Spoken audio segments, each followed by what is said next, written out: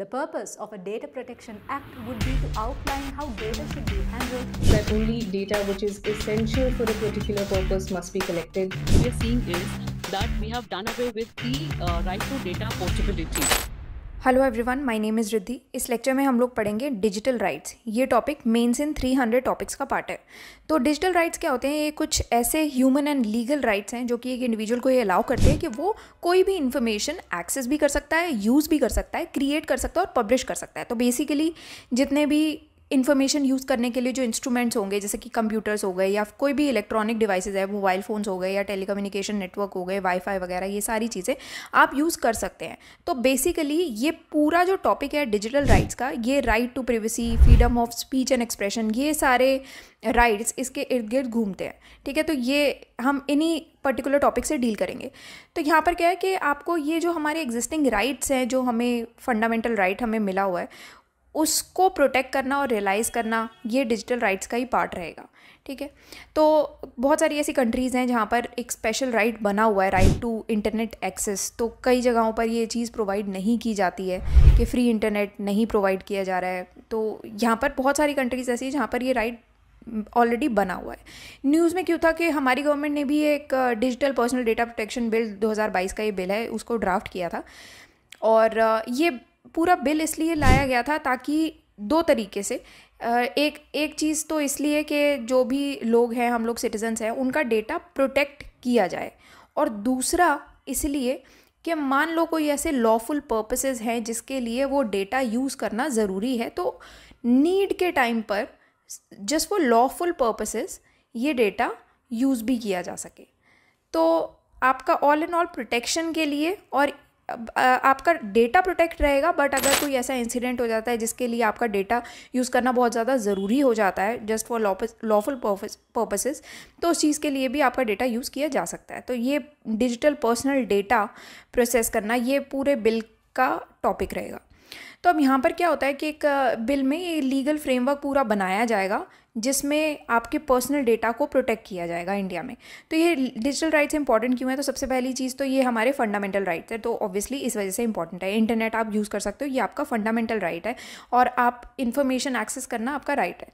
तो इससे क्या होता है कि आपकी वर्क प्रोडक्टिविटी बढ़ती है, हमारी ह्यूमन कैपिटल डेवलपमेंट बेटर हो जाएगी, जो गुड्स एंड सर्विसेज हैं उसमें हम और एक्सेस कर सकते हैं। अभी आप आज के डेट में आप कोई भी इंटरनेट पे चीज़ टाइप करो, जो भी आपको चाहिए वो आपको मिल जाएगी। इनफैक्ट ऑनलाइन भी आपको डिलीवर हो जाती है, आप ढूंढ सकते हो वो चीज़ कहाँ है। इनफैक्ट अगर आपको ये भी देखना है कि ऐसी चीज़ कहाँ मिलेगी, आप जस्ट उसकी पिक क्लिक करते हो और ढूंढ लेते हो पिक्चर से ही कि ये चीज़ क्या है या कहाँ मिल सकती है, ये सब चीज़ें, है ना। तो ये सारी चीज़ें आपके लिए बहुत ही ईजीली असेसिबल हो गई हैं डिजिटल राइट्स की वजह से।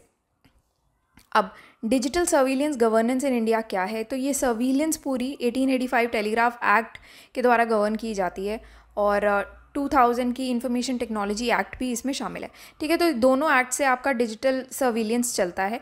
सुप्रीम कोर्ट ने Anuradha Bhasin versus union of India case में ये कहा था कि इंटरनेट सस्पेंशन ऑर्डर्स थे, ये बहुत ही ड्रास्टिक मेजर्स लिए गए थे, और ये तभी लिए जाने चाहिए जब बिल्कुल ही अनअवॉइडेबल सर्कमस्टांसेस हो गए या बहुत ज़्यादा ज़रूरी है, ऐसी कोई चीज़ हो गई है, तब जाके एक रेयर केस में ये चीज़ ली जानी चाहिए।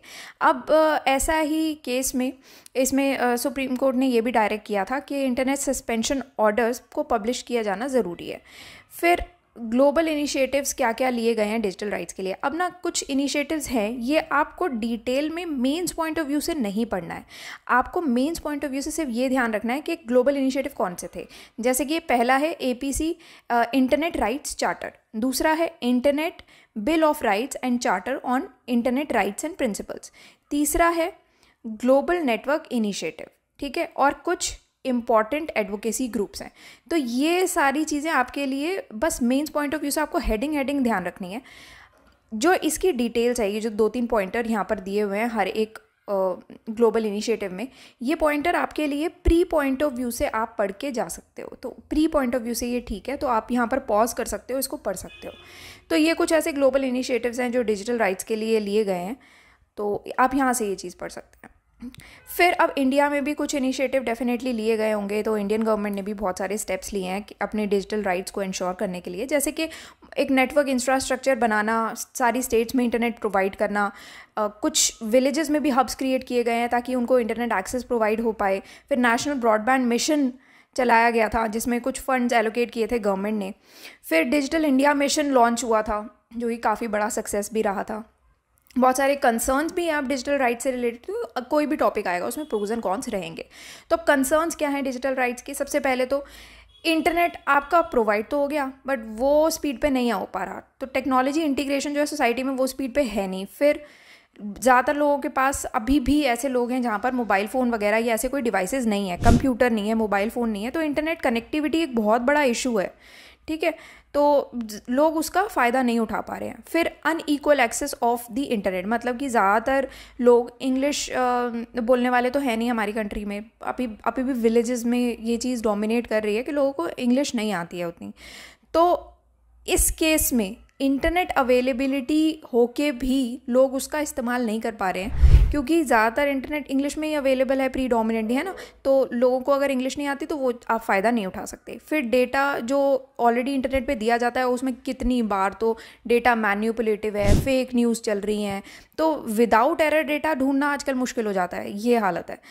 तो ये सारे इश्यूज़ हैं। फिर साथ ही साथ कुछ डेटा इतना सेंसिटिव होता है कि अगर वो पब्लिक हो जाए तो दंगे फसाद हो सकते हैं या कुछ आपकी पर्सनल इन्फॉर्मेशन रिलीज़ हो सकती है, तो वो भी एक कंसर्न है।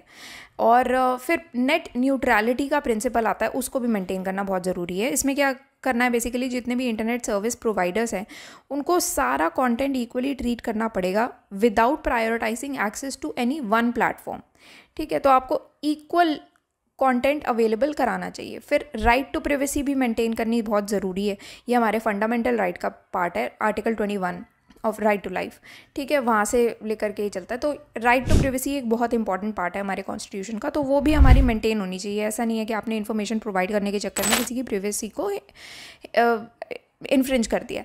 तो फिर अब इसका ऑल इन ऑल हम वे फॉरवर्ड या कंक्लूजन में हम ये लिखेंगे कि इंडिया को ऐसी अप्रोच की ज़रूरत है जहाँ पर आपके डेटा प्राइवेसी लॉस तो हों, जैसे कि राइट टू इन्फॉर्मेशन एक्ट हमारा प्रोवाइड हुआ था। तो राइट टू इन्फॉर्मेशन एक्ट के तहत भी आपका राइट है, या अधिकार है आपको आप एक्सेस टू इन्फॉर्मेशन का, तो इसी वजह से आप इन्फॉर्मेशन कोई भी आपको चाहिए आप यहाँ से ले सकते हैं। तो इसी तरीके से आपको डेटा प्राइवेसी लॉस को भी अप्रोच करना पड़ेगा, ठीक है, ताकि जैसे ये सक्सेसफुल हुआ है राइट टू इन्फॉर्मेशन, वैसे ही आपको डेटा प्राइवेसी लॉस को भी सक्सेसफुल बनाना है। तो ऑर्गेनाइजेशंस को कुछ ऑपरेशनल प्रैक्टिसेस को एग्जामिन करना चाहिए अपने, कि उनको कौन सा डेटा एक्चुअली कलेक्ट करने की नीड है और कौन सा डेटा वो कलेक्ट ना करें तो चल जाएगा। बहुत सारी ऐसी नॉन प्रॉफिट ऑर्गेनाइजेशन है जिनका आपको फ़ायदा उठाना चाहिए, ठीक है, कि ग्रास रूट लेवल पे सिंस मौजूद हैं तो वो ग्रास रूट लेवल पे लोगों को कनेक्ट करवा सकती हैं, बेटर कनेक्टिविटी मेंटेन कर सकती हैं। ऐसी कम्युनिटीज़ को सपोर्ट किया जा सकता है जिनके पास डिजिटल लिटरेसी या एक्सेस का इशू है अभी भी, कि उनके पास उनको या तो आ नहीं रहा है चलाना, इंटरनेट यूज़ करना नहीं आ रहा, या फिर उनके पास एक्सेस ही नहीं है उस चीज़ का, कनेक्टिविटी इश्यूज़ की वजह से नहीं हो सकता, या फिर कंप्यूटर्स नहीं है, या प्रॉपर इलेक्ट्रॉनिक डिवाइसेस नहीं है, मोबाइल फ़ोन्स नहीं है, तो वो सारी चीज़ों में नॉन प्रॉफिट ऑर्गेनाइजेशंस काफ़ी काम कर सकती हैं।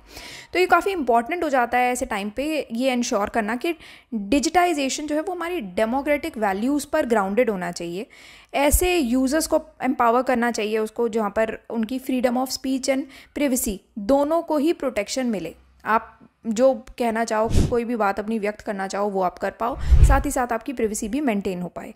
फिर लार्जर चैलेंज जो आएगा वो अब ये आएगा कि डिजिटल लिटरेसी बनाना, ठीक है। डिजिटल लिटरेसी होगी तब जाके आप डिजिटल राइट्स का पूरा फ़ायदा उठा पाओगे, तभी आपके लिए, इंडियंस के लिए, हमारे लिए इंक्लूसिव एंड पार्टिसिपेटिव ये रहेगा डिजिटल राइट्स का पूरा इशू, ठीक है। तो ये टॉपिक था आपका डिजिटल राइट्स का। इसमें अगर कोई भी आपको इन्फॉर्मेशन चाहिए हो या कोई भी इशू हो तो वो आप कमेंट सेक्शन में लिख के पूछ सकते हो। बाकी आप वेबसाइट पे विजिट करके ये कोर्स के डिटेल्स के बारे में पढ़ सकते हो। मेंस इन 300 टॉपिक्स का ये पार्ट है। So that's all for today and thank you for watching the lecture.